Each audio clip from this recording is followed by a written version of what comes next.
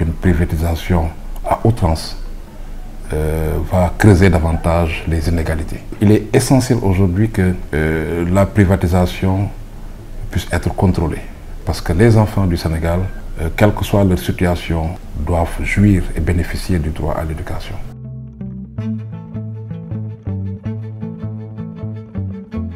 Les procédures de régulation, de contrôle doivent être systématisées.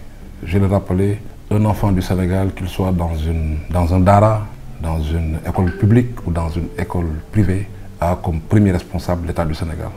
Donc les conditions dans lesquelles il étudie devraient être une préoccupation de l'État du Sénégal. Et par conséquent, ces écoles privées devraient bénéficier d'un minimum de contrôle et de régulation. J'ai l'habitude de rappeler une école qui était dans la banlieue, qui s'est écroulée, où on a même eu des pertes en vie humaine. Mais quand on a interpellé l'inspecteur, il nous a dit qu'il n'était pas informé de l'existence de cette école.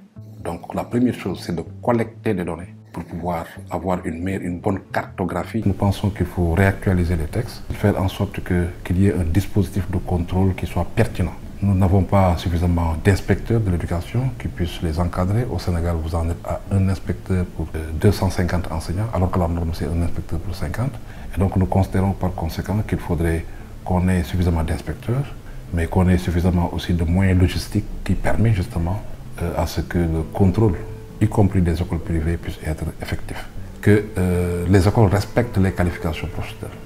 On ne peut pas, dans une école privée, recruter n'importe qui pour venir enseigner.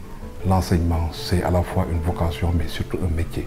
Si nous avons des écoles publiques de qualité, nous pensons on a des chances évidemment d'avoir un minimum d'écoles privées qui puissent accompagner l'effort de l'État. Parce que l'école privée ne doit pas être là pour remplacer les écoles publiques, mais l'école privée doit être là pour soutenir, accompagner, combler les vides. Nous avons intérêt, en tant qu'organisation de la société civile, d'alerter pour que certes qu'il existe des écoles privées qui répondent aux normes, mais il faudrait surtout veiller à ce que l'école ne soit pas un produit à prix.